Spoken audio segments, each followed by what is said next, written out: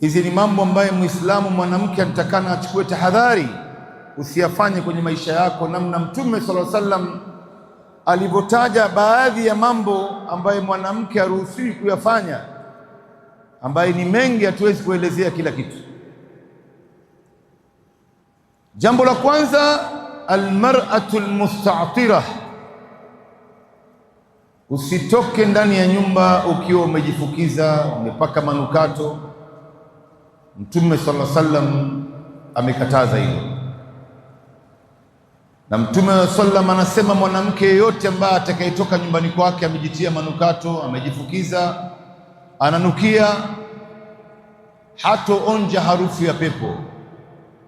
Katika hadithi ambayo ni sahihi, Mtume Muhammad sallallahu alaihi wasallam anasema ayyuma imra'atan ista'tarat famarrat ala qaumin liyajidu rihaha fahiya zaniya, mwanamke yeyote ambaye atakayejipaka manukato, atakayejifukiza, akajitia harufu nzuri, akatoka ndani ya nyumba, mwanamume yeyote ambaye atakayekutana naye yeye akainusa ile harufu ya marashi au kifukizo ulijifukiza, utaandikiwa kwamba wewe umezini naye. Sasa wanazuoni wanaingia kati, wanasema madamu Mtume amesema ni mwanamume yeyote, ni wowote na wote ambao utakayekutana nao utaandikiwa kwamba umezini na wao. Kwa hivyo ikiwa ni wanaume 10 wameipata harufu ya marashi yako ya kujifukiza kwako, utaandikiwa kwamba umezini na wanaume 10. Je, wakiwa ni 100 itakuwaje? Nani ambaye katika wanawake ambaye anaweza kuzini na wanawake zaidi ya mmoja? Ndugu zangu, hii itakuwa ni msiba mkubwa sana. Kujifukiza, kujitia manukato, wewe mwanamke unayafanya ndani ya nyumba ya mume wako, unampambia mume wako, unamtengezea mume wako, unamfukizia mke wako, unajitengeza kwa ajili ya mume wako. Haya ndio ambayo Mwenyezi Mungu yuko radhi nayo, na unaandikiwa thawabu unapoyafanya hayo. Lakini pindi utakapotoka naye nje huku pata kujua unahatarisha na unafanya jambo ambalo pepo harufu yake, wacha pepo yenyewe, hautoonja harufu ya pepo. Pepo naye ina harufu yake, ndugu zangu, dada zangu, harufu yake inanukia, maana hautoipata hiyo harufu. Na harufu ambayo utakaipata siku ya Kiyama itakuwa ni harufu mbaya. Leo malasafu shadid, wanawake waliokuwa wengi wanapokuwa ndani ya nyumba za waume zao, hasatan wale ambao wameshaolewa kwa muda mrefu, hawajifukizi, hawajipodoi, hawajitengezi, hawajitii manukato, anakaa pale tu kama picha. Lakini siku anapotaka kutoka sasa kwenda harusini, kuna karamu, anakwenda madukani, sasa ndio utaona anajifukiza, anajipamba na kila aina ya mapambo. Unampambia nani kule nje kama si kutafuta fitna? Unataka nani aisikie harufu hiyo? Akishasikia ndio itakuwaje? Akishasikia ndio itakuwaje harufu yako? Ndio wewe utapata nini? Maana hauoni kwamba unafanya mambo ya kijinga ambao unahatarisha mpaka pepo yako kwa sababu ya mambo ambayo haina maana yoyote? Huyu mtu ambaye wewe leo unataka kumridhisha asikie harufu ya kifukizi kwako, marashi yako, manukato yako, wala wengine hata hawana habari na wewe, na hata kama watasikia ndio itafaidi nini? Na hawa hawatokusaidia. Tuchukue mfano, wameipata harufu ya marashi yako, mashallah, wakakusifu, wakasema mashallah, fulani bwana anavunukia bwana, amejifukiza ile, mimi sijaona ile udi gani ameipaka ile, inaonekana ni ghali. Umeshaipata hii sifa, ni nini sasa? Hawa watu ambaye leo unataka kuwaridhisha na unawajali sana kuliko Mwenyezi Mungu, hawatokuwa na wewe utakapozikwa. Unajua sisi wengi wetu hapa Waislamu, wanaume na wanawake, tunajali sana mambo ambayo binadamu anaongea, wala hatumjali Mungu. Unajali sana binadamu atasemaje, atanionaje, atanisifu vipi, atapendekezwa na hali yangu ama atachukia, lakini hatumjali Mungu, kwamba Mungu hayuko radhi hapa. Hii marashi uliyoipaka Mungu hayuko radhi, wewe unamwangalia binadamu tu.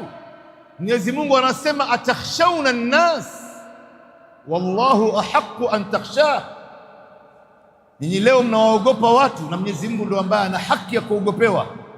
Huyo mtu, hawa watu ni kina nani hawa? Watu sijui watasema, sijui itakuwaje. Ni kina nani hawa? Hawa watu tumeambiwa tuishi na wao kwa amani, ujirani mwema, tutakula nao sinia moja, tutaswali katika msikiti mmoja, tutaishi mtaa mmoja. Lakini inapofika mambo ya Mwenyezi Mungu lazima awe juu. Si wewe leo unawatanguliza binadamu wenzako, unawajali sana kuliko Mwenyezi Mungu. Na hii ndio hali ambayo wanawake wengi wanapitia leo.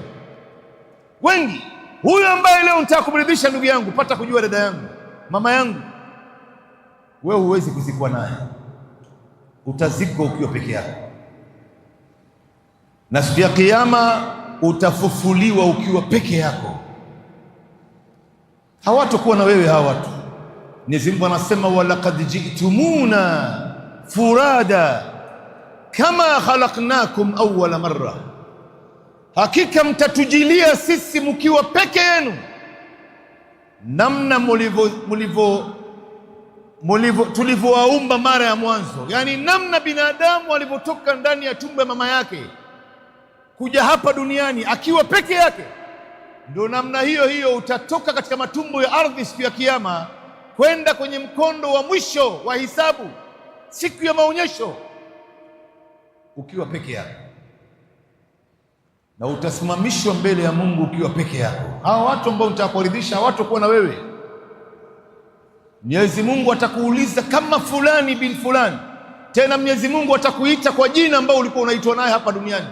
Ndio Mtume sallallahu alaihi wasallam akamwambia, akatuambia sisi tuwaite watoto wetu majina mazuri, kwani haya ndio majina ambayo watakwenda kuitwa nalo mbele ya Mungu siku ya Kiyama. Mwenyezi Mungu atakuita wewe kama fulani binti fulani. Ndio Mtume sallallahu alaihi wasallam anasema katika hadithi ya Sahih Muslim, ma minkum min ahadin illa wasayukallimuhu rabbuh laysa bainahu wa bainahu tarjuman, hakuna mmoja wenu miongoni mwenu isipokuwa Mwenyezi Mungu atazungumza naye siku ya Kiyama. Atazungumza na wewe ana kwa ana, sauti kwa sauti, wala hautohitajia mkalimani wa kutafsiri maneno ya Mungu, labda hujaelewa bado, utaifahamu vizuri sana. Atakwambia, ya fulan binti fulan, ya fulan bin fulan, atadhkuru yawma kadha wa kadha, ya fulan binti fulan, atadhkuru dhanba kadha wa kadha. Ewe fulani bin fulan, ewe fulani binti fulan, unakumbuka siku fulani na fulani, sehemu fulani, mahali fulani, tarehe fulani, katika mji fulani, wakati fulani, ulifanya kadha na kadha na kadha. Atadhkuru dhanba kadha wa kadha, unakumbuka madhambi kadha na kadha uliyafanya. Utajibu nini utakapoulizwa na Mwenyezi Mungu? Ndugu zangu, dada zangu, ndio anasema sahib duja tabaraka dhil ula, mal jawabu idha suilna wa rabbuna shahidun idha fa'alna. Ni jawabu gani ambao utakayetoa wewe utakapoulizwa?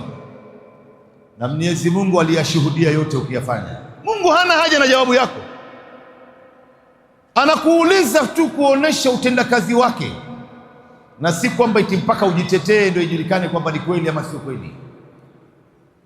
Utajibu nini? Na Mwenyezi Mungu aliyashuhudia yote ukiyafanya. Wewe unapaka manukato, unatoka nje, unafikiri Mungu haoni? Anayaona yote. Na upate kujua, dada yangu, mama yangu, kama ni kuingia peponi, utaingia peponi ukiwa peke yako. Hawa watu ambao utakuwaridhisha hawatakuwa na wewe. Mama yako mzazi hawezi kupatia thawabu yake moja, hawezi. Kila mtu itakuwa ni nafsi nafsi. Na kama kuingia motoni, utaingia motoni ukiwa peke yako. Hawa watu ambao nitakuwafurahisha, nitakuwaridhisha, nitaka waseme, jamani hawa naye wamezidi, hawatakuwa na wewe. Utaingia motoni ukiwa peke yako. Ndio mmoja katika salafu na salih wema wanotangulia anasema, ikiwa mambo yote yananihusu mimi, mambo yote yananitegemea mimi, kuingia kwangu peponi au motoni, mali walinnas, nina nini mimi na mambo ya watu? Jamani, watu kitu gani hawa? Hawa watu utakupeleka wapi? Wewe unataka kuwaridhisha sana, unawajali sana, na hii ndio lugha labda nyinyi wanawake mtafahamu. Ndugu zangu, hii mambo imeshazungumziwa mara nyingi, si mara ya kwanza, na watu wanayadharau hivi hivi tu. Siku za harusi ndio sasa mtu ajipambe, ajipodoe kila aina ya vipodozi, mengine hata ionekani katika mji, atabadilisha mpaka rangi yake ya ngozi, maumbile yake, sura yake yenyewe inabadilika. Kisa na maana watu wasifu, atoke nje akiwa uchi, mavazi aliyoivaa, pamoja na kwamba amevaa mavazi lakini yuko uchi, yeye mwenyewe hajijui, na kila aina ya manukato, kila aina ya vipodozi, ili asifiwe na watu wengine. Fulani mashallah, katika harusi ya fulani alivaa ili mavazi yake inaonekana imetoka Omani, ile imetoka Dubai, si hapa ile. Sasa wameshasema, imekuwa nini? Umepata nini wewe? Na Mwenyezi Mungu hayuko radhi na wewe. Tupate kujua, ndugu zangu, dada zangu, tuko hapa duniani kuelekea akhera, na akhera tunatafuta radhi za Mwenyezi Mungu. Kila mara yale yote ambayo unayafanya wewe na mimi, tuchukue tahadhari sana, Mwenyezi Mungu asije akayaridhia. Wewe Mwenyezi Mungu akikuridhia kwa namna unavyotii amri yake na kuacha makatazo yake, wewe umefaulu katika dunia yako na akhera yako. Na Mwenyezi Mungu akikukasirikia, wewe umeanguka, hata kama hii dunia unaimiliki, hata kama hii dunia unaimiliki, wewe umeanguka, dada zangu, mama zangu. Kwa hivyo huyu ni mwanamke ambaye anajitia manukato, anatoka nje. Mwanamume yeyote ambaye atakayepata harufu yake hiyo marashi au hiyo kujifukiza aliyojifukiza, ataandikiwa kwamba amezini naye. Sasa pamoja na kwamba hii zinaa sio zinaa ya kwamba utapigwa hadi kama ni mwanamke hujaolewa utapigwa mboko 100, hapana, sio hukumu yake hiyo. Kama umeoa utapigwa mawe mpaka kufa, hapana, sio hukumu yake hii. Lakini utaandikiwa kwamba dhambi la zinaa, na hii hauruhusiwi kuyafanya haya, hata kama ni mume wako amekuamrisha uyafanye. Hauruhusiwi kutoka nje na manukato na kujifukiza, hata kama unakwenda msikitini. Acha kwenda sokoni na kwenda harusini, unakwenda msikitini kufanya ibada, hauruhusiwi. Ndio mmoja katika salafu na saleh aliwahi kumuona mwanamke mmoja ametoka na huko ananukia, mwili wake wote unatoa harufu ya manukato na maudi haya na mingineo. Akamwambia, unakwenda wapi? Akamwambia, nakwenda msikitini. Huyu mmoja katika salafu na saleh akamwambia huyu mwanamke, rudi mwanzo ukaoge janaba, alafu ndo baadaye uje msikitini.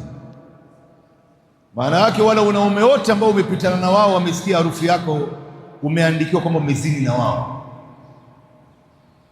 Leo kuna baadhi ya wanawake wanayafanya haya kwa sababu ya kuwaridhisha waume zao.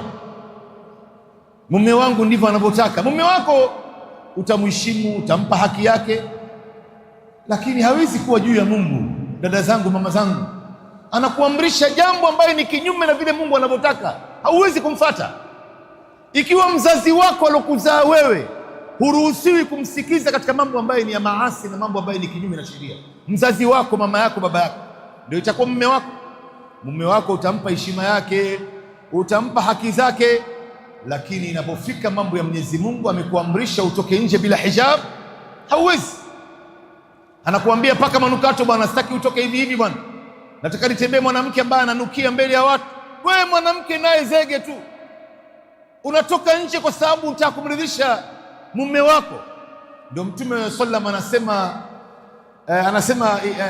nani huyu Mtume Muhammad sallallahu alaihi wasallam, la ta'ata li makhluqin fi ma'siyati al-khaliq, innama at-ta'atu fi al-ma'ruf.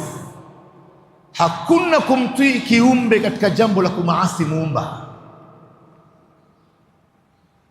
Kiumbe anakuambia fanya hivi na hivi ambaye ni kinyume na Mungu, huwezi kumtii. Hata kama ni wazazi wako, hata kama ni mume wako, hauwezi kumtii. Ikiwa mzazi wako leo anakuambia kanunulie miraa, mzazi wako huyu huwezi kumnunulia. Kanunulie pombe, huwezi kumnunulia. Kanifanyie kadha ambaye ni mambo ya haramu, huwezi kumfanyia. Wa in jahadaka ala an tushrika bi ma laysa laka bihi ilmun fala tuti'huma wa sahibuhuma fi dunya ma'rufa. Hawa wazazi wawili wakikuamrisha mambo ambayo ni kinyume na dini, kinyume na sheria, usiwatii, lakini ishi na wao kwa wema. Mzazi wako usimtolee ukali, usimkaripie, usimpige, usimuoneshe ujeuri. Mwambie, mama yangu mzazi, hili kitu haramu, Mungu ameharamisha. Baba yangu, hili jambo haiwezekani, Mungu amenikataza nisiyafanye haya. Sasa seuze mume wako ambaye ni mtu umeolewa naye tu, anakuamrisha kitu ambaye ni kinyume na dini, kinyume na dini, huwezi kufanya hivyo. Leo wanawake wangapi ambao wameajiriwa makazi? Sijui kwenu huku ndugu zangu, kule Nairobi kuna wanawake wameajiriwa makazi kwenye baadhi ya maduka, kwenye baadhi ya mashirika, kwenye maduka za Wahindi, maduka za Waislamu, mashirika fulani fulani. Anapewa masharti kinyume na dini, anaambiwa hii kazi bwana, kwanza hapa mambo ya kuswali hakuna, utaingia saa 2 utatoka saa 12 jioni, chakula chako cha mchana utaletewa hapa hapa, lakini hakuna kuswali na hakuna kuvaa hijabu. Unaitaka hii kazi, ichukua, unaona uwezi, achana naye, hakuna mambo ya hijabu hapa tena. Unafundishwa namna gani ya kujipodoa, namna gani ya kusuka nywele mkia wa farasi na kujifukiza na kuvaa manguo yaliyokubana. Sasa ukimwambia mwanamke, anakuambia lakini nisipofanya hii kazi, jamani, mimi nitakula wapi? Nani atawasomesha watoto wangu? Nani atanilipia renti ya nyumba? Wewe ulikuwa unakula wapi kabla hujapata kazi hii? Ulikuwa unakula wapi? Hii kazi ikija kuungua ama ije ifungwe au mfano ufutwe kazi, wewe utaishi vipi? Unasahau ya kwamba riziki yako na yangu iliandikwa tulipokuwa ndani ya tumbo ya mama zetu. Ulipokuwa ndani ya tumbo ya mama yako, ndio Mwenyezi Mungu akamtuma malaika akaandika riziki yako na yangu, kwamba wewe katika dunia hii utapata riziki kadha na kadha na kadha. Wewe unababaika bure tu. Tena angalia, wakati ule binadamu alipokuwa ndani ya tumbo ya mama yake, ile chakula ambaye mama anachokula na kinywaji anachokunywa na hewa ya kupumua, oxygen akipumua, ndio inaingia kwenye mwili wa mtoto. Akila chakula inapitishwa katika baadhi ya mishipa, inaingia kwenye kitovu, inaingia kwenye tumbo ya mtoto, na hivyo hivyo maji ya kunywa, hewa ya oxygen na ulinzi wa kutosha ule mtoto anapewa. Lakini siku ambayo huyu mtoto atakuwa anazaliwa, mama yake anajifungua, sasa anapotoka nje ya tumbo ya mama yake, kitu ambacho inamshikanisha huyu mtoto na mama yake ni hiyo kitovu ambayo riziki yake ilikuwa inapitia hapo. Hiyo ndio bado imemshikanisha yeye. Nyinyi mnajua zaidi haya. Ndio anakuja ule mkunga, daktari na makasi kubwa namna hii, anakuja anaikata ile kitovu, mshipo wa kitovu, na hapo ndo mahali ambapo riziki yako ilikuwa inapitia. Ina maana riziki yako imekuishia hapo? Hapana. Kabla hujazaliwa, Mwenyezi Mungu ashakutengezea chakula maalum kwenye matiti ya mama, chakula ambayo ina virutubisho kila aina ambayo binadamu anahitajia kwenye mwili wake, imo ndani ya maziwa. Kisha akakuwekea na walinzi wa kukulinda wewe. Unajua binadamu anapotembea, anatembea na malaika 4. Malaika 2 kuliani na kushotoni wanaandika mema yako na maovu yako. Ma yalfidhu min qawlin illa ladayhi raqibun atid, hajazungumza mtu jambo lolote isipokuwa kuliani kwake kuna malaika anaitwa raqib na kushotoni kwake kuna malaika anaitwa atid. Huyu wa kuliani anaandika mema yote ambayo unayasema na kuyafanya, na huyu wa kushotoni naye anaandika maovu yote unayafanya na kuyasema. Lakini kuna malaika wengine, hawa Mwenyezi Mungu amewataja katika surati Ar-Ra'd, wanatembea mbele yako na nyuma yako. Wanafanya kazi gani hawa? Mwenyezi Mungu anasema lahu muaqibatun min baini yadayhi wa min khalfihi yahfadhunahu min amri llah. Huyu binadamu anaye walinzi, min baini yadayhi, mbele yake, wa min khalfihi, na nyuma yake. Wanafanya kazi gani hawa? Yahfadhunahu min amri llah, wanamlinda huyu binadamu kutokana na amri waliopewa na Mwenyezi Mungu. Mwenyezi Mungu ndo ambaye amewapa amri huyu au malaika wa kulinde wewe. Ndio unaona binadamu anapotembea katika ardhi, wanasema baadhi ya wanazuoni, unatembea kama mfalme, umezungukwa na malaika wengi, wewe una habari. Maana yake hakuna chochote ambacho itakudhuru wewe, na malaika wako pale. Alafu Mwenyezi Mungu akufanyia yote haya, amekutoa ndani ya tumbo mama yako katika sehemu hatari ya ajabu, akakuleta duniani, amekuandalia maziwa katika matiti ya mama yako, amekulinda, amekupa malaika wenye kukulinda, alafu unakuja kuwaridhisha watu wengine, wewe umjali Mungu. Ni hasara iliyoje ndugu zangu, ni hatari iliyoje hii. Leo wale ambao wanataka kuwaridhisha watu wala hawamjali Mwenyezi Mungu, wanawajali watu tu. Watu watasema, watu watasema. Hawa watu ni kina nani hawa? La ta'ata li makhluqin fi ma'siyati al-khaliq, hakuna kumtii kiumbe katika jambo la kumaasi muumba. Mume wako anakuambia vua hijab, tutoke nje uchi, mwambie haiwezekani. Paka manukato utoke nje, haiwezekani. Ikiwa leo wewe unaogopa kunuka jasho kwa sababu watu watasema, basi kunuka jasho ni bora kuliko harufu ya udi ambaye itasababisha wewe usiipate harufu ya pepo. Ipi bora dada zangu, mama zangu? Na leo alhamdulillah kuna hizi marashi za rolon ambaye zinakuja bila harufu. Makwapa ndo mara nyingi inatoa harufu, jipake kwenye makwapa, haina harufu ya marashi wala ya kumvutia mtu wala uwezi kusikia, lakini inazuia ile harufu ya jasho. Angalau ujipake hiyo. Lakini si wewe unafanya baadhi ya mambo kwa sababu watu wanafanya, kina fulani ndivyo wanavyofanya. Leo tunakaa kuangalia watu wanafanya nini, sisi vile vile tunafanya kama wao. Hata kama hao watu wamepotea, hao watu hawajafanya mambo ambayo ni ya sawa, Mungu hayuko radhi, wewe hujali. Unasema mbona watu wengi wanafanya bwana? Hii ndio akili ambayo iko katika wanawake wengi.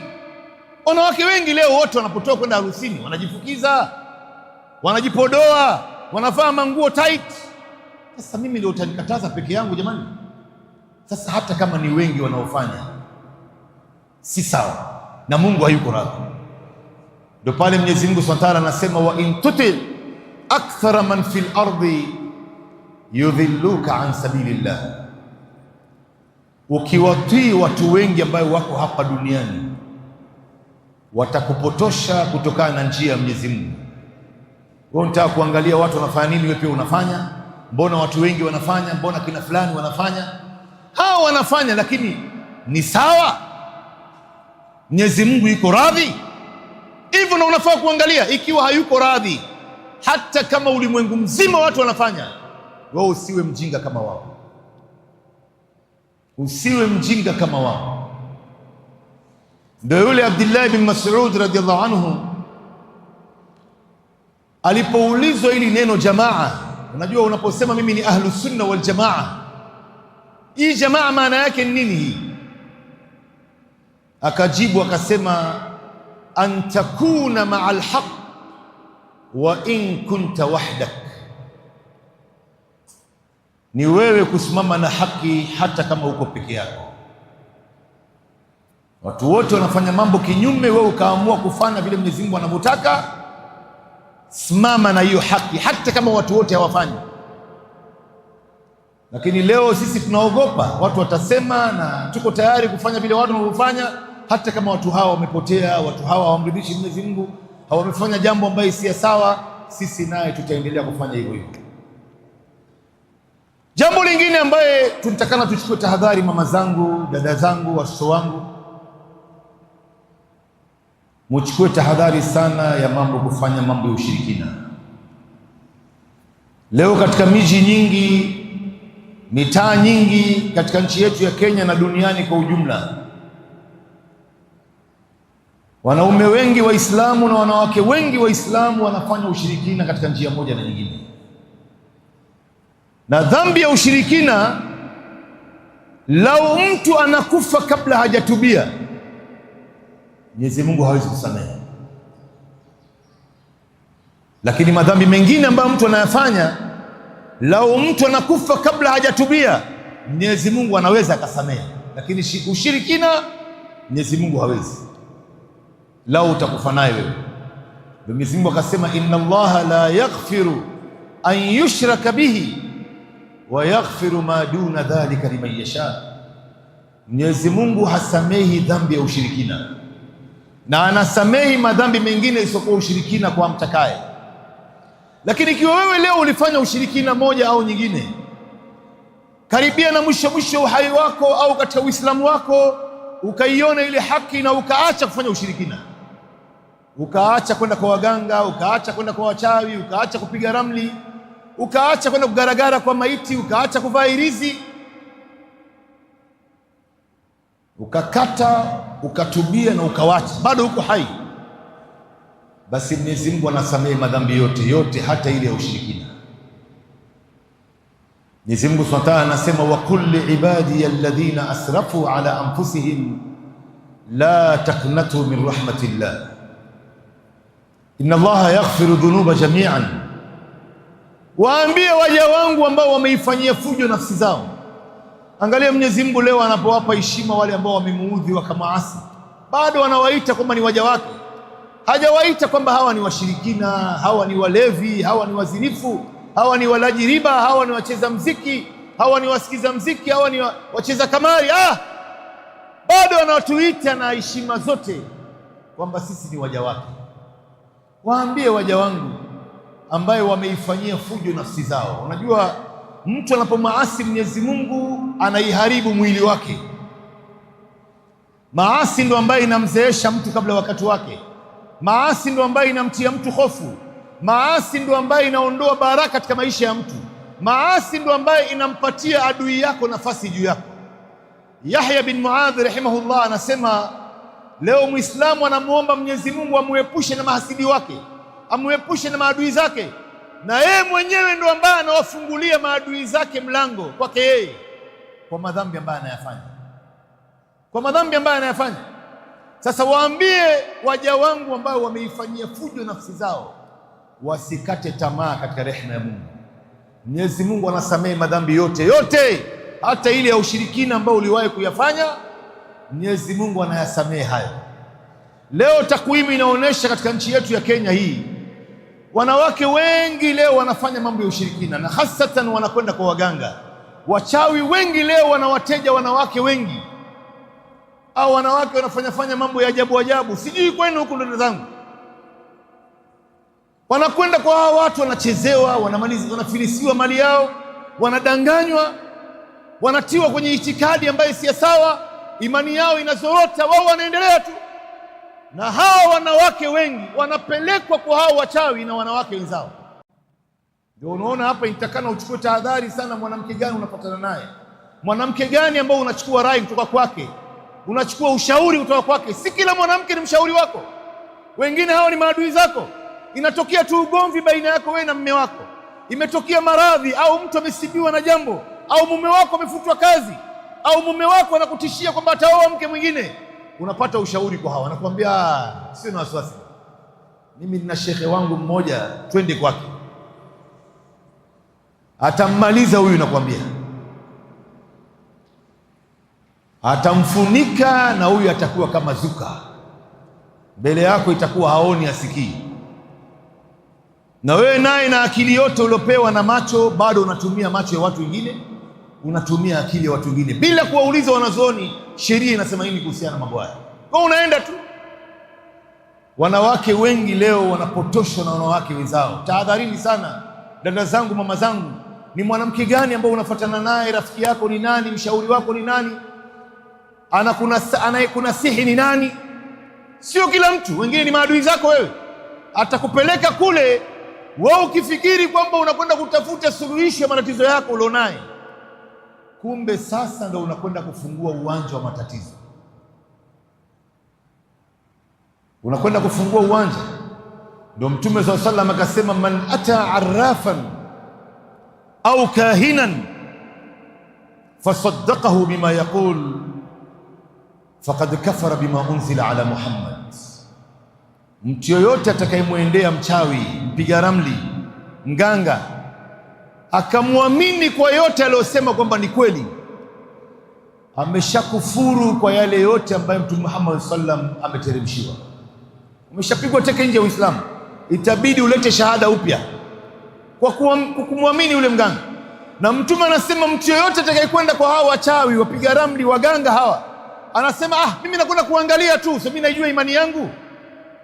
Ile kwenda kuangalia peke yake, Mtume sallam anasema lan tuqbala lahu salatahu 40 yawma, siku 40 swala yako haitokubaliwa na lazima uswali. Sasa huyu ni yule aliyokwenda kuangalia, hajaamini bado. Je, wale ambao walioamini na wanaofanya haya mambo, itakuwaje hali yao? Ikiwa yule ambaye anayekwenda kwa mchawi na haamini, amesema nakwenda tu, siku 40 swala yake haitokubaliwa. Wale ambao wanaokwenda na huku wameamini, ni miaka mingapi swala zao haitokubaliwa? Ndio unaona hawa wachawi, waganga, ukienda kwao, dada yangu, mama yangu, tahadhari sana. Wewe unafikiri kwamba unakwenda kutafuta suluhisho ya matatizo ulionayo, suluhisho ya watoto wako, suluhisho ya maisha yako, suluhisho ya maradhi ambayo unapitia, mtihani ambao unapitia mume wako na wengineo. Kumbe sasa ndio unakwenda kufungua uwanja wa shari iliyokuwa kubwa zaidi katika maisha yako. Unajua, unapokwenda kwa hawa wachawi, wapiga ramli hawa, ikiwa mfano wewe leo umesibiwa na jini, mfano, au umefanyiwa uchawi, au umefanyiwa sihiri, au umepigwa na jicho mbaya, ain, au ukahusudiwa, huyu mchawi, mpiga ramli huyu, hawezi kukutibu wewe 100% ukapona. Unajua kwa nini? Kwa sababu ikiwa wewe utapona, biashara yake itaanguka, yeye atakula wapi? Sasa ataituliza ile matatizo yako, wewe utajiona umeshapona, kumbe baada ya miezi miwili matatizo yanajirudia, unarudi tena kwake, maslahi yake yanabaki salama. Na ikiwa utakwenda kwake huyu mchawi, wewe huna matatizo ya kusomewa Qur'ani, huna matatizo ya ruqya, matatizo yako intakana ukatibiwa hospitalini. Hii ni matatizo ya kimatibabu ya hospitali. Huyu mchawi atasababisha matatizo katika maisha yako, atakutumia jini, atakufanyia uchawi, atakufanyia mabaya, ili kila mara urudi kwake yeye, maslahi yake ibaki salama. Na leo wallahi nikiwaambieni mambo ambayo wanawake wanayapitia huku nje, na zile kesi ambazo tunazipata katika miji yetu hizi, mengine ni ya kutoa machozi kwa kweli. Namna hawa wanawake wa Kiislamu leo wanavyofanyiwa baadhi ya mambo. Kama kuna mmoja kule Nairobi tumempata, ni mwanamke ambaye ana mume wake, ana watoto wake, alikuwa na jini katika mwili wake. Huyu mwanamke amezunguka, hakuna mji ambaye hajawahi kwenda kutafuta matibabu, na wala hajapata matibabu. Aliporudi pale Nairobi, akapambana na jamaa mmoja, akamwambia mwanamke huyo, anamwambia huyu mwanamke, kuna shehe mmoja, shehe katika mtaa fulani hapa Nairobi, huyu atamtoa huyu jini wako ambaye anayekusumbua. Sasa akamtuma katika hiyo mtaa. Yule mwanamke akatoka, akaenda, akapanda gari, akaenda mpaka kule, akampata ule shehe. Yule shehe alipomuona tu mwanamke, kwanza alishtuka. Unajua hizi madoido ambao wanatumia wao hila ya kukuonesha kwamba hii sio kazi rahisi, kitu kikubwa sana uko naye wewe, kumbe yote ni urongo. Akamwambia, wewe uko na jini jabari, lakini usiwe na wasiwasi, mimi nitamtoa. Akamwambia, naomba uniletee shilingi 5,000, kuna dawa mimi nataka nikutengezee, na hii dawa mimi ndo ambaye nitakuingizia mwilini. Basi yule mwanamke pale pale akamtumia kwa M-Pesa, akamwambia basi hakuna matatizo, mimi nitakwenda kutayarisha hii dawa, kesho saa 4 asubuhi huo umefika hapa, mimi nitamuonesha ujini wako kwamba sisi si watu wa kuchezewa. Basi kesho yake saa 4 yule mwanamke akapanda gari mwenyewe, akatoka mtaa wake mpaka mtaa mwingine, akaenda akaingiziwa ile dawa. Unajua kuingiziwa maana yake nini? Anaziniwa tena, akamwambia na kesho pia urudi hapa, nitakuingizia mara ya pili. Huyu mwanamke mwenyewe anatoka kule mtaa wa Pangani, anakwenda mpaka pale, huyu shekhe anamuingizia mara ya pili, akamwambia na kesho siku ya tatu uje vile vile. Mara ya tatu anatoka tena kule, anakwenda mwenyewe, anaingiziwa dawa mara ya tatu. Alafu baadaye ule shekhe anamwambia, nimeshafanya kazi yangu na sitaki tena urudi hapa, na wala hakumtoa ule jini, hakumtoa ule jini. Ndo baadaye tulipokuja kukutana naye pale Nairobi, amekuja na mjomba wake, baadaye ndo wakaja wakatueleza haya mambo. Tukamwambia, vipi wewe mwanamke wa Kiislamu ambaye uko na mume wako wa halali na watoto wako umefanyiwa ujinga kama hivi? Mungu amekupa kila aina ya urembo, kwa nini unafanyiwa ujinga namna hii? Sasa sikiza jawabu ambayo mwanamke alitoa, na hapa ndo kuna hatari. Akasema, nilimuona ule shehe amevaa kilemba kikubwa, mimi nikamwamini, na alipoanza kusoma Qur'ani matamshi ya Kiarabu nikamwamini. Kilemba ndio unapata kumjua mtu yuko sawa ama hayuko sawa. Kilemba ndio unaona Muislamu leo kusoma ilmu lhal, ile alif ba ta tha jim ha kha, hii ni kitu muhimu sana katika maisha ya Muislamu. Muislamu leo kukaa katika vikao kama hivi ni kitu muhimu sana. Usipojua kusoma Qur'an, usipokaa katika vikao kama hivi, ujui ya sawa ni gani, isiokuwa sawa ni gani, halali ni gani, haramu ni gani, ndio mwisho wake utakuja kuchezewa mchezo aliochezewa huyu mwanamke. Huyu mwanamke hata alif be mwenyewe hajui. Hijabu yake yenyewe ukiiona ni tabu tabu tu, amefunga kijishuka hapa, taaban. Ndio unaona wale wote ambao leo hawakai katika hizi vikao wanafanya jambo la hatari. Hizi vikao vinarekebisha tabia za watu, vinarekebisha itikadi ya watu, vinarekebisha ibada za watu, inarekebisha uhusiano wa mtu na Mola wake. Unapata kujua hii kumbe inafaa, kumbe nilikuwa nafanya makosa hapa, ilikuwa inafaa kufanywa hivi, kumbe hii ni halali, hii ni haramu, hii ni sunna, hii ni bid'a. Unapata kuyajua haya, lakini sasa wewe hukai hapa, hauulizi maswali, matokeo yake ndio unakuja kufanyiwa unyama kama waliofanyiwa wale. Na leo ni wengi hawa, wengi ya ajabu. Na wewe kama hujui chochote, ni mara moja kuingizwa box. Kwanza nyinyi wanawake, kumwamini mtu ni mara moja tu. Ndio maana Mwenyezi Mungu akawawekea vikwazo nyingi nyinyi, kwa sababu mna udhaifu mkubwa sana. Udhaifu wa kimaumbile ndio namna Mungu alivyowaumba. Kama ule mmoja, wewe leo mfano una matatizo, mfano mtakana kusomewa Qur'an au mtakana kufanyiwa ruqya, anakuambia mshauri wako, bwana, nenda kwa mtaa fulani, nyumba fulani, piga kona hivi, ingia hivi, hiyo nyumba kuna shehe hapo, atakutibu matatizo yako. Na hapa ndo mahali pa hatari ambayo Mtume sallallahu alayhi wasallam amekataza watu kwenda kwa hawa watu. Wewe ukatoka ukaenda mpaka pale, uko nje ya mlango kule, hujazungumza naye huyu shekhe mganga, huyu mchawi mpiga ramli, wala hajui kwamba unakuja, wala hauna mawasiliano na yeye, wala hajapigiwa simu. Wewe uko nje ya nyumba kule, hakuoni wala wewe umuoni, lakini atakuita kwa jina, tena jina lako kamili, fulani binti fulani. Wewe utashtuka pale, amejua jina langu huyu kwanza, hatujawasiliana, wala yule aliyemtuma hapa hana namba yake ya simu, wala hatujampigia simu, wala hajui kama mimi nakuja, amejuaje jina langu?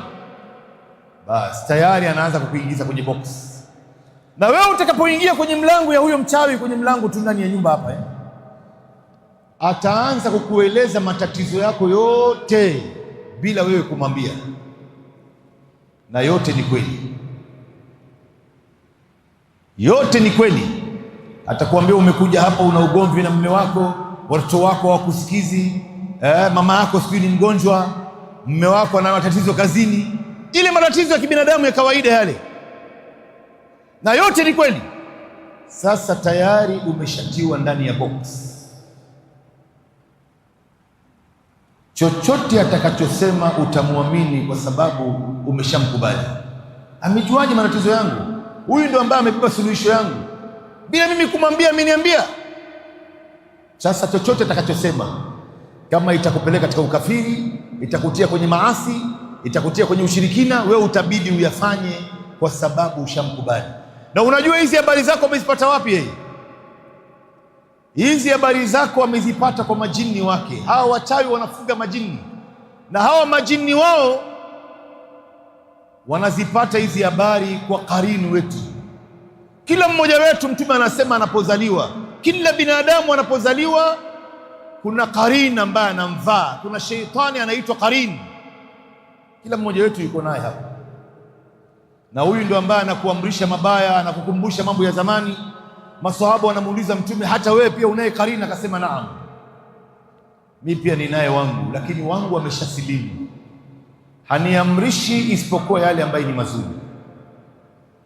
Hizi habari zote majini zake huyu mchawi wanapata kwa karini wako, wanamletea huyu. Sasa anapotaja mbele yako na wewe hujamwambia, unaona huyu anajua ilmu al-ghaib.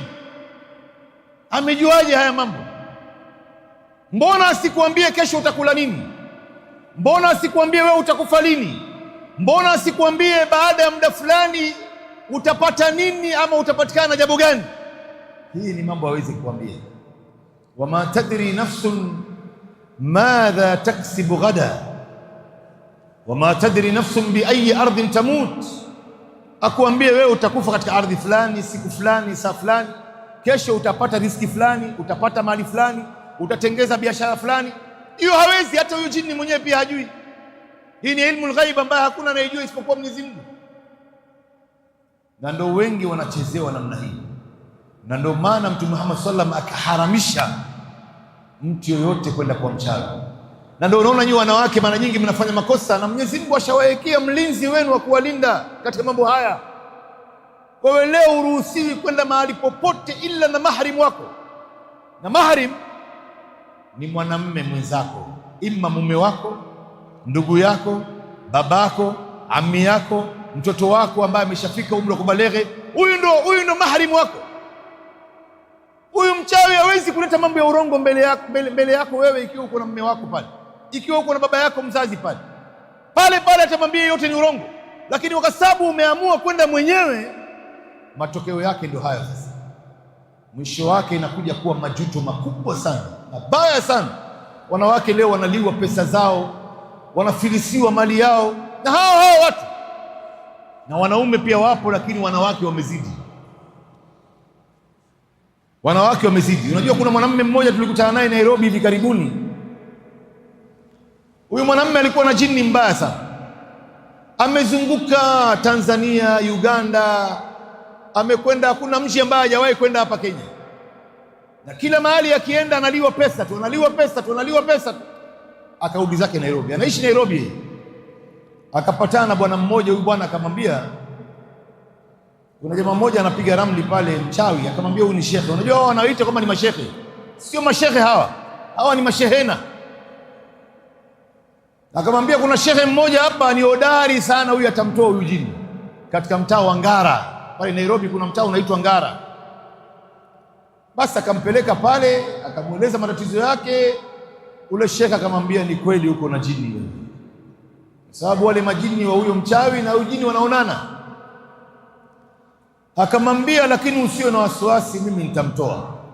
Wewe niletee shilingi milioni 1 ya Kenya tu basi. Na huyu bwana alikuwa na uwezo, ni mtu tajiri.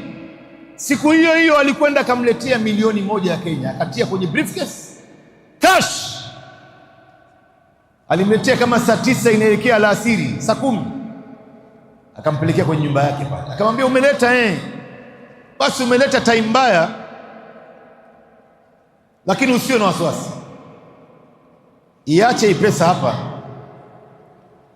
alafu urudi kesho hapa saa 5 mchana uwe hapa. Basi madamu ule aliomleta pale ni rafiki yake na anamjua huyu shekhe, akamwamini, akamwachia zile milioni 1. Sasa wamekubaliana kesho saa 5 mchana ndio bwana atarudi na atafanyiwa matibabu. Ilipofika leo saa 12, jana yenyewe haijafika, leo saa 12, yule shehe akampigia simu yule mgonjwa, akamwambia, bwana, majini wangu wamesema hawataka kuona hapa, na walikuwa wanataka kuvamia sasa hivi, mimi ndio ambaye nimewakataza. Kwa hivyo kwa salama yako kaa mbali, kama unataka salama kaa mbali. Huyu bwana anasema ile uoga iliomuingia na hofu, aliingiwa na baridi mwilini. Anasema hii 1,000,000 ilienda hivi tu. Anakuambia sikuambii 500,000 ilichukuliwa Mombasa, 300,000 ilichukuliwa Malindi, sijui nusu ya milioni Tanzania, Zanzibar, Pemba, hizi miji zote mingine, haya maelfu 50 kwanza, hii ndio haisemeki. Kumbe yote ni urongo, na hivi ndio namna watu wanapochezewa. Kwa hivyo tahadhari, sio kila mtu anakwenda kutafuta matibabu kwake. Wengine hawa ni wachawi, wengine hawa ni warongo, wengine hawa ni wanatafuta maslahi yao tu wenyewe, hawana khairi na mtu, na Mtume ashatukanya sisi. Nini zaidi ambao unatafuta wewe leo? Eti kumdhibiti mume wako, sijui kuidhibiti nyumba yako. Nani alikuambia mambo hayo? Nani alikuambia mambo hayo, dada yangu? Kama sikuhadaiwa, bali unatafuta matatizo na unafungua mlango wa shari katika maisha yako. Unafungua mlango wa shari wewe mwenyewe. Unajua kuna vitu viwili Mtume sallam anasema katika hadithi ambayo ni sahih, ithnatani yubghidhuhuma ibnu adam. Kuna vitu viwili ambayo binadamu anayachukia, hapendi. Hizi vitu viwili binadamu hapendi. Ya kwanza, anachukia almaut. Binadamu anachukia kufa. Kuna mtu anapenda kufa hapa? Hakuna mtu yuko tayari kufa, lakini Mtume anasema walmautu khairun min alfitna. Wakati mwingine mtu kufa ni bora kuliko mtu kujiingiza kwenye fitna, ukajiingiza kwenye mambo ya ushirikina, ukajiingiza kwenye mambo ya maasi, ukatamka baadhi ya maneno, baadaye ikakuletea matatizo, mwisho wake ukaomba kufa. Bora ningekuwa ishakufa kuliko haya ambaye amenifuata baada ya mimi kufanya mambo haya. Ndio unaona Maryam mama yake Isa alipomzaa Nabii Isa alayhi salam, aliona ni aibu hili, na yeye mwenyewe hajafanya dhambi, akamwambia Mwenyezi Mungu, ya laitani mitu qabla hadha wa kuntu nasiyan mansiya, ya laiti mimi nilikuwa nimeshakufa kabla ya haya. Aibu gani hii? Nikawa ni yule ambaye nimesahaulika kabisa na hajafanya kitu, maskini hajawahi kuzini na mtu. Huyu Maryam mama yake Isa amezaa kimuujiza. Je, angefanya kitu ingekuwaje? Ndio anaomba mauti.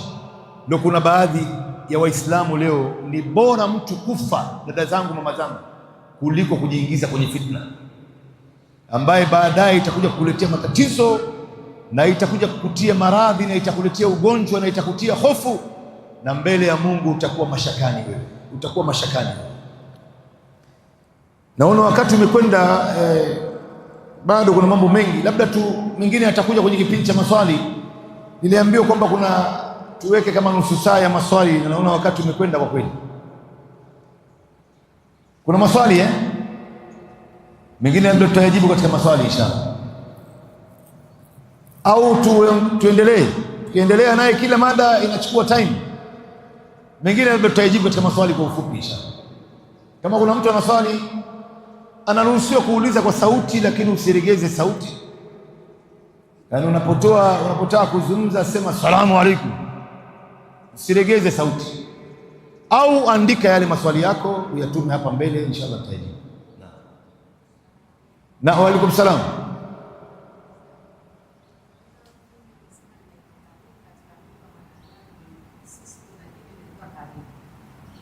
Huyu ni sheitani anaitwa Karim.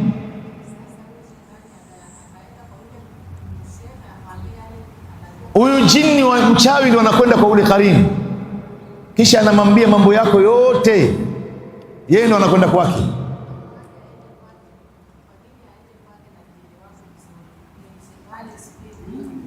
Sio mzuri huyo. Huyu shetani ambaye tuko naye sisi sio mzuri. Sijakuelewa swali lako.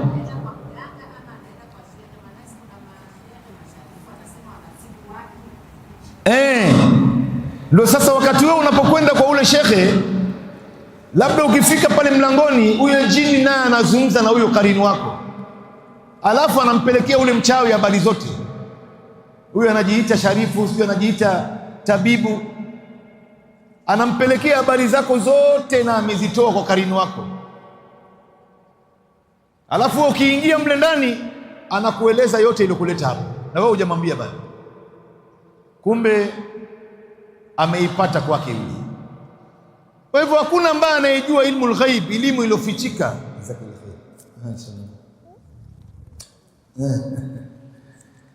Hakuna mtu aliyojua ilmu al-ghaib, wama ya'lamu al-ghaiba illa Allah. Hakuna anayejua ilmu al-ghaib isipokuwa Mwenyezi Mungu peke yake.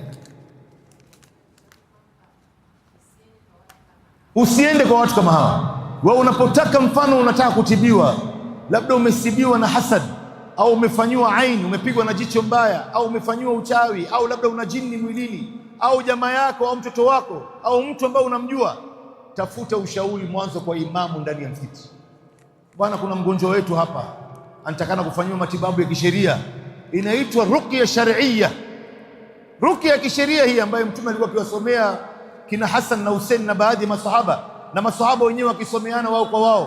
Kuna zile aya za ruqya ambayo anaposomewa huyu mgonjwa, kama ana jini ama ana uchawi, kuna alama fulani fulani itajitokeza wakati wa kusomewa.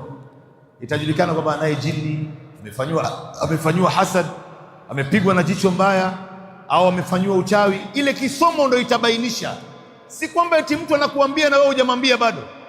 Hii yote ni urongo. Ndio Mtume akasema, kadhaba almunajimuna walau asaba, wamesema urongo wanaopiga ramli, wanaotazamia nyota, hata kama wamepata. Hata kama amekuambia yote ambayo unayosema pale ni ukweli, yote ni urongo, kwa sababu hakuyapata yeye, ni ule jini wake ndio amemletea habari kutoka kwa karibu. Sasa tahadhari, unakwenda kutibiwa na nani? Ndio wengi wa wanawake leo na wanaume wengi na vijana wengi na watoto wengi wamevishwa mairizi hapa,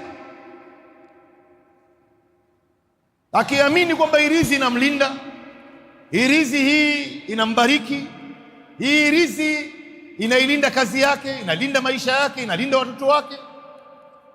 Na Mtume wa sallallahu alayhi wasallam ameharamisha mtu kuvaa irizi. Irizi kwa sababu yoyote ile ni haramu mtu kuvaa. Mtume anasema sallallahu alayhi wasallam, man allaqa tamimata faqad ashraka, mtu yoyote mwenye kuvaa irizi ameshamshirikisha Mwenyezi Mungu, amemshirikisha Mwenyezi Mungu. Na hii irizi wakati mwingine wewe umefungwa ndugu yangu, dada yangu, wewe mwenyewe una habari, kumbe irizi yako hii ina balaa ndani yake, amekufanyia mabaya, wewe mwenyewe una habari. Ndio unaona ikiwa kuna mwanamke yeyote ana irizi hapa, hata kwa siri ilete hapa, nitaifungua mbele yako sasa hivi, alafu uone namna gani ulivyochezewa. Nitakuonesha namna gani ulivyochezewa na hawa wachawi. Kuna mmoja Nairobi aliwahi mwanamke mmoja mtu mzima, amekuja na mtoto wake, pia ni mtu mzima. Huyu mtoto wake alikuwa na jini, lakini kabla hatujaanza kufanya matibabu, mfano tunamwambia mtu, kama umewahi kwenda kwa shekhe fulani au umeenda kwa mtu yoyote, anasema ndio. Umepewa nini, dawa gani? Anasema nimepewa irizi. Tunamwambia mwanzo, leta irizi hiyo, tuifungue, tuiharibu, alafu ndo tuanze ruqya ya kisheria. Unaona, tunaiharibu mwanzo. Sasa alipoleta ile irizi, yuko na mjomba wake pale, mtoto wake huyu ambaye amesibiwa na yeye. Ilikuwa ni msimu wa baridi, sisi tuko watatu hapa tumekaa, tunaifungua ile irizi, imefungwa kwenye ngozi tatu. Wakati tunapoifungua mimi, huyu mwanamke alikuwa anatokwa na jasho ya ajabu, na ni msimu wa baridi. Kumbe ameambiwa na ule mchawi mpiga ramli ule, atakaifungua hii irizi atakufa. Na yeye atuambii, anangojea mtu aanguke hapa ndo aanze kuongea. Tukaitoa karibu nusu saa. Baada ya kumaliza kufungua hivi, kuna karatasi kama hii tu ya kitabu, kama nusu yake hii, kama hivi, imechorwa picha ya maiti wawili. wamezikwa ndani ya kaburi. Maana yake huyu mama na mtoto wake walikuwa nazikwa na yeye mwenyewe hana habari, na hii ameinunua shilingi 3500. Na toka ameanza kuvaa anamuuliza, toka mtoto wako amevaa matatizo yamekwisha au ndio imezidi? Anasema matatizo ndio imezidi. Unajua ni kwa nini alimwambia huyu mwanamke atakayefungua hii rizi atakufa? Ni kwa sababu siri yake isipate kujulikana. Mashallah. Siri yake isipate kujulikana. Sasa wewe ukiangalia, dada yangu, hii karatasi inaweza kumuua mtu kweli? Karatasi ningekuja naye hapa nikawaonesha namna watu wanavyofanyiwa. Nyingine unafungua utafikiri kuna mguu wa nyoka umekanyaga pale, sijui hata imeandikwa nini. Qur'ani yenyewe inaandikwa kinyume nyume, zingine zimeandikwa na hedhi ya wanawake, waliyadhu billah. Wewe unaivaa unaingia naye kwenye sala, unatafuta nini katika hii vitu? Ndugu zangu, dada zangu, kama si mambo ya kumshirikisha Mwenyezi Mungu. Ndio Mtume wa sallam alipomuona yule bwana amevaa hiyo mavazi, amevaa irizi kwenye kifua chake, Mtume akamwambia, vua hiyo, na lau utakufa naye mimi sitokuswalia, sitokuswalia. Wewe unapokwenda kwa hawa mashekhe hawa, akikuambia vitu viwili, tahadhari naye. Shekhe yeyote akikuambia vitu viwili, tahadhari naye. Akikuambia jina ya mama yako ni nani, tahadhari naye. Maana yake anataka kufanya uchawi kupitia kwa jina ya mama yako. Alafu shekhe yeyote ambaye anakuambia kabla sijaanza matibabu utanilipa pesa kadhaa, huyu vile vile tahadhari naye. Huyu anafanya biashara huyu. Hii Qur'ani, dada zangu, thamani yake hauwezi kuiuza. Wewe leo unamchaji mtu kwa sababu ya Qur'an. Mwenyezi Mungu anasema, wala tashtaru biayati thamanan qalila, musiziuze aya zangu kwa thamani ndogo. Thamani yoyote ambayo utakayetoa wewe utakuwa umeidhalilisha Qur'an. Qur'ani hailingani na bilioni 1 dola, ni ndogo sana. Huwezi kuilinganisha Qur'an na pesa aina yote. Ndio unaona mtu yoyote ambaye anayedai pesa au anakuambia nitakutibu alafu utanipa pesa kadhaa, huyu hakufai wala ufai kuwa kwake, kwa sababu anaiuza Qur'ani. Huyu anaiuza Qur'ani. Kwanza wewe unachukua pesa kwa watu, unaambia utatoa pesa fulani ama toa pesa fulani mwanzo ndio nianze matibabu. Hii haiko katika mikono yake huyu, kama sio Mwenyezi Mungu kukusalitishia na kumfanyia sahali huyu anayefanya hiyo ruqya, ule jini akawa dhalili mbele yake hata akaweza kumtoa, ni Mwenyezi Mungu. Unajua wewe leo unaamiliana na kiumbe, kama mfano mtu amesibiwa jini, umesibiwa jini mfano, unakwenda kumsomea ule jini, anakuona wewe na wewe humuoni. Yeye anaye nafasi nzuri ya kumaliza wewe ambao unayemsomea kuliko wewe kummaliza yeye, anakuona yeye. Sasa kama si Mwenyezi Mungu, ni nani mwingine ambaye atakusaidishia mambo haya? Alafu unasema nipe pesa fulani. Hairuhusiwi dada zangu, hii ni kuidhalilisha Qur'an. Kila ukihalisisha katika mambo yako na mambo haya, hasatan mambo ya ruqya, Mwenyezi Mungu naye anakufungulia katika njia nyingine. Ndio hawa mashekhe wengi leo wanafanya ruqya, wameifanya kuwa ni biashara kubwa. Kila mahali watu wanafungua mambo ya ruqya, na mengine hata sio ya kisheria. Katika mji wetu wa Nairobi, katika mtaa wa Isilii, miaka ya nyuma hivi karibuni, sio mbali sana, kuna bwana mmoja alifungua katika mtaa wa Isilii Jinn Clinic, kliniki ya kutibu majini. Na ukisomewa mara ya kwanza ni dola 100, shilingi 13,000 ya Kenya. Mara ya pili dola 50, mara ya tatu dola 50. Ile maji ya kunywa lita 1 kama hii, shilingi 1,000 ya Kenya. Anaisomea tahalili, anaipulizia, na maji lita 5 ni 5,000 ya Kenya. Baada ya siku 3 anakuambia sasa hivi nenda zako, umepona hujapona atakusia. Sasa wanawake ndio ambao wanaofitinika, wamejazana kwenye mlango namna hii, wamebook appointment pale, kila mtu anataka kwenda kwa shekhe, wanachezewa tu, na wengi wa watu bado hawataka kusikia wala hawaoni. Kumbe hapa ni hatari ambayo tunafanya sisi. tunafanya jambo la hatari. Nafikiri imefahamika mama yangu.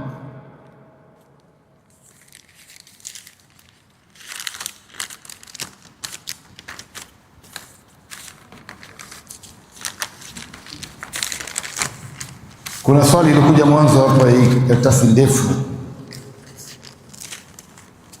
Assalamu alaikum wa rahmatullahi wa barakatuh. Wa alaikum salam wa rahmatullahi wa barakatuh.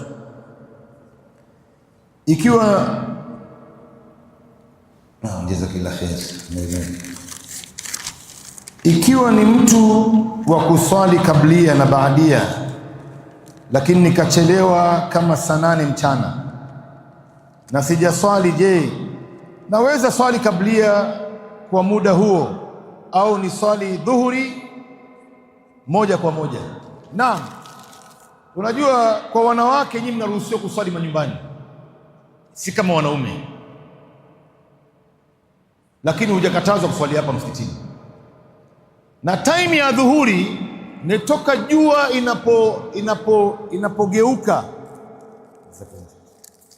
Wakati wa mchana pale jua inapofika saa 6 mchana, inapogeuka ile kivuli ikaanza kuwa kubwa, ambapo ni kama saa 6 na dakika 25 hivi kwa time ya sasa hivi, adhuhuri inakuwa imeshaingia. Sasa hii adhuhuri kuanzia saa 6 na dakika 25 mpaka saa 9 na dakika 18, ambapo ndo alasiri inaingia. Saa 6 na dakika 25 adhuhuri inaingia, saa 9 na dakika 18 alasiri inaingia. Pindi inapoingia alasiri, na hapo ndo mwisho wa dhuhuri, upate kujua hii. Inapotoka hii inaingia hii, na hivyo hivyo alasiri itaanza saa 9 na dakika 18, itaenda mpaka wakati jua itakapozama, wakati wa magharibi, ile mawingu nyekundu ikaanza kujitokeza, ambaye kwa sasa hivi ni saa 12 na dakika 35. Magharibi inaingia na alasiri ndio hapo mwisho wake, na magharibi naye itaenda mpaka wakati ile mawingu nyekundu itapotea, ashafaq alahmar. Ikipotea mawingu nyekundu, magharibi imeondoka na salati al-isha imeingia. Sasa adhuhuri bado wewe uko naye, saa 8 mchana adhuhuri bado ipo, saa 9 mchana adhuhuri bado ipo, unaweza ukaswali. Na wewe unaswali nyumbani, swali sunna ya kablia mwanzo, kisha salati dhuhuri, alafu swali sunna ya baadia. Ingawa ilokuwa bora ni mtu kuswali wakati wa mwanzo wa ile swala. Mtume alipoulizwa ayul a'malu afdal, qala as-salatu fi waqtiha, ni matendo gani ambayo ni bora mtu kutekeleza? Mtume akasema ni mtu kuswali wakati wa mwanzo, fi awwal alwaqt. Maana yake ya dhuhuri inaingia saa 6 na dakika 25. Atakayeswali saa 6 na nusu, huyo ni bora kuliko yule ambaye atakayeswali saa 7 kasorobo. Na atakayeswali saa 7 kasorobo ni bora kuliko yule ambaye atakayeswali saa 7 kamili. Na atakayeswali saa 7 kamili ni bora kuliko yule ambaye atakayeswali saa 7 na robo, na hivyo hivyo kuendelea mpaka time ya dhuhuri itakapoisha. Wewe utakuwa umeipata, lakini yule aliyoswali mwanzo, huyo ndio bora. Sasa wewe ndio unaona ikifika tu time ya dhuhuri saa 6 na dakika 25, saa 6 na nusu, wewe uko ndani ya udhu wako, panda juu ya mswala uswali. Hiyo ndio wakati ilikuwa bora. Chungu iko juu ya moto, shukisha chini, kazi yote ulikuwa unafanya unaacha, sasa ni wakati wa swala. Leo nyinyi wanawake mna matatizo makubwa sana ya kuchelewesha swala. Adhuhuri mnaswali karibu na alasiri, alasiri mnaswali karibu na magharibi, magharibi mnaswali karibu na isha, isha yenyewe mnaiswali saa 6 za usiku, wengi wa wanawake. Na hii ni makosa ambayo mnayafanya. Mtu kuswali kwa wakati wa mwanzo, hiyo ndio ilikuwa bora. Pale pale alasiri imeingia saa 9 na dakika 18, saa 9 na nusu wewe umeshaswali alasiri. Kuadhiniwa msikitini haiwahusu nyinyi. Wanawake wengi hawajui hiyo. Wao wanangojea adhana kwa sababu mambo ya wakati hawajui. Adhana ni kuwaita watu kwenda kuswali na kuwakumbusha wale watu ambao hawajui masala ya swala. Lakini wewe ukishajua kumbe alasiri wakati huu sasa hivi katika mwezi huu inaingia saa 9 na dakika 18, basi fanya bidii sana uwe tayari. saa 9 na dakika 20, 25, 30 wewe umeshaswali swala ya alasiri, umeshaiswali. Usicheleweshe kupita kiasi, na hii ndio ilikuwa bora. Anauliza, ikiwa nimeshtuka usingizini, ni muda wa adhana ya kwanza na sijaswali witri, kwa kupitiwa na usingizi, je, naweza swali kwa muda huo tahajjud rakaa 2 na witri rakaa 1? Adhana ya kwanza. Naam, adhana ya kwanza ya alfajiri maana yake ni adhana ya kuwaamsha watu kuswali tahajjud, na ni adhana ya kuwaamsha watu kula daku kwa mtu yoyote ambaye anataka kufunga. Pale time ya tahajjud bado ipo, na tahajjud unaweza ukaswali rakaa 2 na witri rakaa 1 inakutosha hiyo. Ingawa Mtume Muhammad sallallahu alaihi wasallam aliswali rakaa 8 na witri rakaa 3, na uongofu uliokuwa bora ni uongofu aliokuja naye Bwana Mtume sallallahu alaihi wasallam. Unaswali rakaa 11 kama tunavyoswali katika swala ya tarawih na qiyamul layl katika 10 ya mwisho ya Ramadhani. Lakini umeamua bwana, mimi nitaswali rakaa 2 ya tahajjud, sawa. Rakaa 1 ya witri, hiyo vile vile ni sawa. Fattaqullaha mastata'tum. Usilazimishe baadhi ya vitu kwenye maisha yako alafu baadaye ukaja ukashindwa. Kuna baadhi ya watu leo wanataka kuamka tahajjud kila siku alafu baadaye anakuja na wacha. Anataka kusoma Qur'ani juzu 3 juzu 4 kwa siku alafu baadaye inamshinda anakuja na wacha. Kuna baadhi ya watu wanataka kufunga saumu Daud, anafunga siku moja anakula, moja anafunga moja anakula, baadaye anachoka na wacha. Fanya kitu kidogo na udumu ndani yake, hiyo ndo ambayo inampendeza Mwenyezi Mungu. Kwa hivyo time unaye pale, hata kuswali rakaa 4 tahajjud na rakaa 3 ya witri, unaye time ya kuswali rakaa 8 na rakaa 3 bado unayo. Adhana ya kwanza bado nafasi kubwa iko, lakini ukiamka ukaswali rakaa 2 ni tahajjud na rakaa 1 ya witri pia ni witri, utaandikiwa wewe ni miongoni mwa watu waliohuisha usiku. Hiyo vile vile inathubutu. Walimu wa madrasa wanafaa kumpiga mtoto kama mhalifu na kumtia mtoto hofu ya kwenda madrasa. Je, mzazi akimtoa katika madrasa hiyo na kumpeleka nyingine itakuwa kakosea? Hapa naye kuna makosa ambayo wazazi wengi wanafanya. Wewe leo unapompeleka mtoto wako madrasa, bila shaka ule maalimu wa madrasa hawezi kumchapa mtoto wako bure. Kuna makosa amefanya ndio maana anamchapa, na kama atamchapa hawezi kumvunja, hawezi kumpagawa akili, hawezi kumtoa jicho. Ni kuchapwa tu kwenye mwili, anapata uchungu, anaanza kulia, basi itakwisha, lakini amemtia adabu.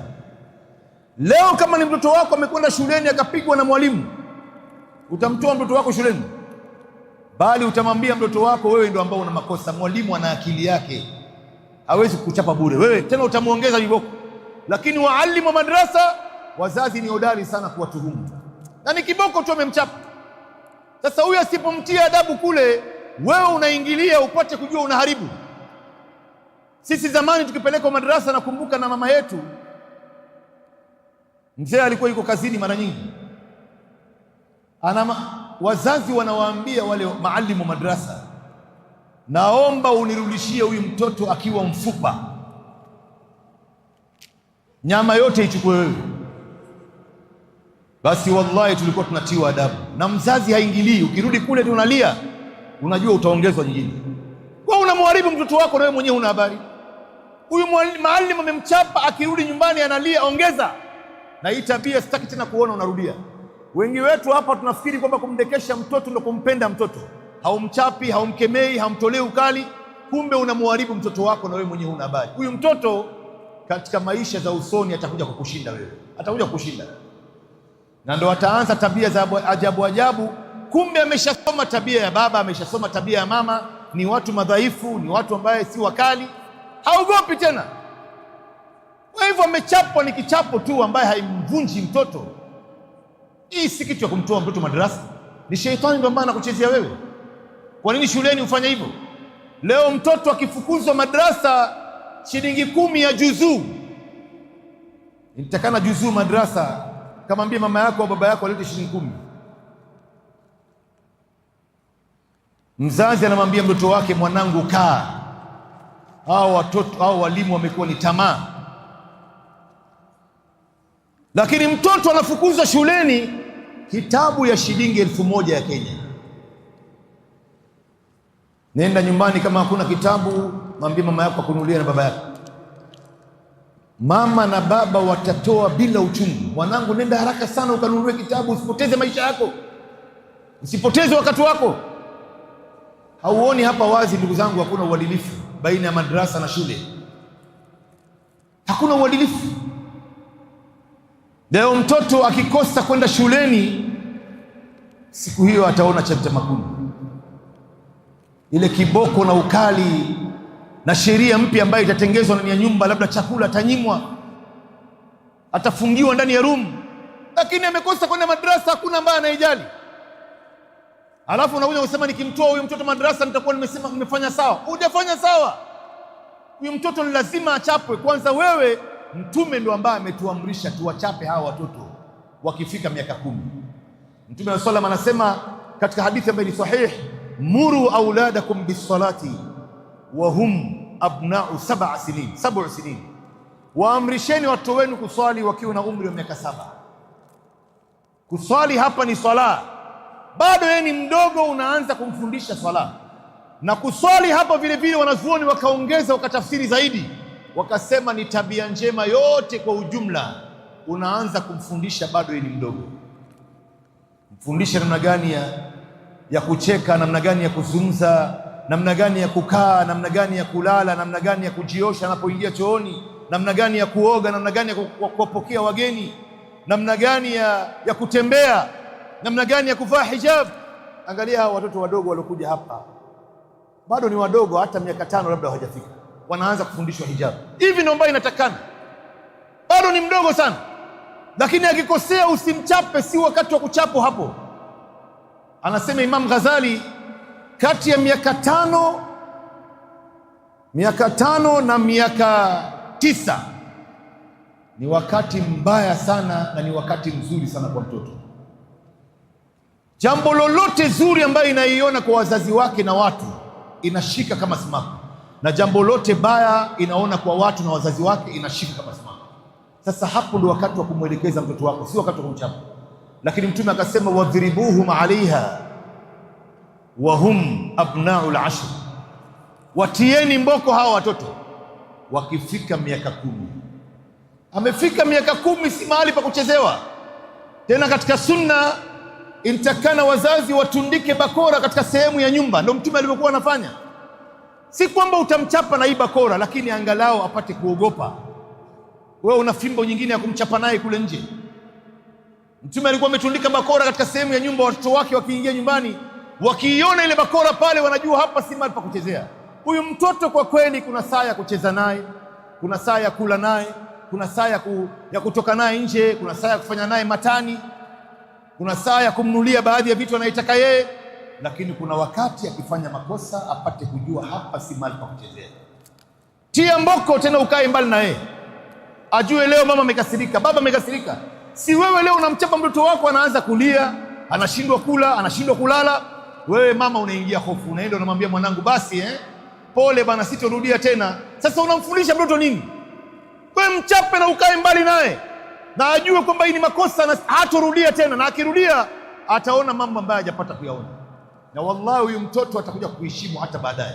Ndio takwimu inaonyesha wale wazazi ambao wanawachapa watoto wao na wanawakemea watoto wao, wanawatolea ukali watoto wao, katika maisha za utu uzima kwa hawa watoto wanakuja kuwaheshimu wazazi kama hawa. Na wale wazazi ambao hawachapi watoto wao, hawatolei ukali, hawakemei, ndio hawa watoto wanapofika uzeeni, ukubwani, wanawadharau wazazi wao, wanawapiga, wanawatukana, wanawaibia, wengine wanawaua. Hasa yote yameanzisha mwenyewe. Mumeona wazazi wangapi wameuliwa na watoto wao kwa sababu ya malezi mabaya kama haya? Kwa hivyo hii ni makosa kwa kweli. Wacha tuende mbio mbio kidogo, naona wakati umebakia dakika 10. Assalamu alaikum. Wa alaikum salam. Shekhe, naomba usisitize umuhimu wa kuunganisha miguu katika safu, umuhimu wa kufunika miguu wakati wa swala, na wakati wa kutawadha mtu unaruhusiwa kuongea? If not, mtu akikusalimia wakati unatawadha unaruhusiwa kuitikia ama hapana? Kuna maswali matatu hapo. Kusisitiza umuhimu wa kuunganisha miguu katika safu. Hili ni jambo muhimu kwa kweli kwa wanaume na wanawake, masala ya kuunganisha safu katika swala, na ulamai wameongelea na mashekhe wameongelea masala haya, lakini waislamu wengi leo bado hawajaona kwamba ni kitu muhimu. Mtume wa sallam ameyakemea haya mambo kwa sababu tunapokuwa hatuweki safu zetu sawa, sheitani anakuja kutuchezea katika swala zetu. Na hii inaonyesha wazi, wewe leo ukitaka kujua hali ya Waislamu kwamba Waislamu wengi leo hawapendani, Waislamu wengi hawahurumiani, Waislamu wengi hawaoneani upole, Waislamu wengi wanaogopana. Haina haja ya kuwekea CCTV wachunguze wewe angalia tu wanavyopanga safu ndani ya swala, inakutosha kujua hawa watu nyoyo zao haziko sawa. Mwingine amesimama hapa msikitini kama bata, miguu imeelekea mashariki, nyingine magharibi. Mwingine nafasi ya watu watatu amechukua yeye mtu mmoja, na wengine ukijaribu kumgusa mguu wake unatafuta vita vya dunia msikitini. Maana yake ukimgusa tu mguu wake pia anasogea, kana kwamba yeye hakuumbwa kutokana na udongo, ameumbwa na aina ya madini fulani, hakubali kabisa mguu wake uguswe. Kama kuna mmoja alimgusa jamaa ndani ya swala wakiwa peke yao katika safu ya nyuma, akamkaribia huyu jamaa, ndo ameingia, akampata yuko peke yake, akamunganisha miguu na visigino, akimkaribia ule jamaa naye akasogea, na huyu bwana alokuja mwisho hakumwachia nafasi, pia akamsogelea. Alipomsogelea mara ya pili yule bwana tena akasogea, huyu akamsogelea mara ya tatu. Yule bwana alivunja swala, akamwambia shekhe, nikuachie msikiti au vipi? Mambo gani haya? Hii ndio hali ambayo leo imefika katika umma. Lakini Mtume wa sallam anasema la tusawunna sufufakum au la yukhallifanna Allah baina wujuhikum, mutaziweka safu zenu sawa au Mwenyezi Mungu atazigawa baina ya nyuso zenu. Katika riwaya nyingine, au Mwenyezi Mungu atazigawa baina ya nyoyo zenu. Mtaanza kuchukiana, kila mmoja anamuona mwenzake ni adui, kila mmoja ampendi mwenzie, kila mmoja anamuogopa mwenzie. Sababu ziko nyingi, lakini moja katika sababu utakuta ni kwa sababu hatuweki safu zetu sawa. Na safu inapangwa kwa kisigino ya miguu, sio kidole ya miguu. Kidole inawezekana wewe mguu wako ni mrefu, yangu ni mfupi, kwa kisigino ndo safu inakuwa sawa. Na ndio unaona leo hii mambo ya kupanga safu ndani ya swala tumewaachia mapolisi na majeshi. Mapolisi na majeshi ndio ambao wanapanga safu vile Mtume alivyoamrisha. Unaona ile gwaridi ilivyokuwa imenyooka namna hivyo nyooka kweli kweli. Leo sisi dini yetu inatumiwa na watu wengine. Kwa hivyo hii ni mada refu kwa kweli, hakuna nafasi ya kujibu kwa sababu wakati wenyewe umeshakwisha. Umuhimu wa kufunika miguu wakati wa swala. Miguu ya mwanamke katika swala ni aura. Ikionekana ndani ya swala yako itakuwa hakuna. Upate kujua hiyo. Wakati wa kutawadha mtu anaruhusiwa kuongea, na kama sio basi wakati unatawadha unaruhusiwa kuitikia salamu. Nafikiri ndio nimemfahamu hivyo. Wakati unatawadha unaruhusiwa kuitikia ama naam, ikiwa kuna dharura, mfano hujakatazwa kuongea jambo la msingi, jambo la dharura wakati wewe unapotawadha, lakini ni bora unapotawadha unyamaze. Hii ndio bora, kwa sababu usije ukaiharibu. Leo kuna baadhi ya watu wanapotawadha toka mwanzo wa udhu mpaka mwisho anaongea tu. Hii ndio ambayo imekatazwa. Ile mtu mfano kuitikia salamu, au kuna mtu amekuuliza bwana kifunguo iko wapi, mwambie iko pale, basi wewe endelea, hiyo sawa, haijakatazwa. Lakini toka mwanzo wa udhu mpaka mwisho wewe unaongea, ndio hapa inawezekana hii ibada yako ndugu yangu saa nyingine ukuifanya katika njia iliyokuwa sawa.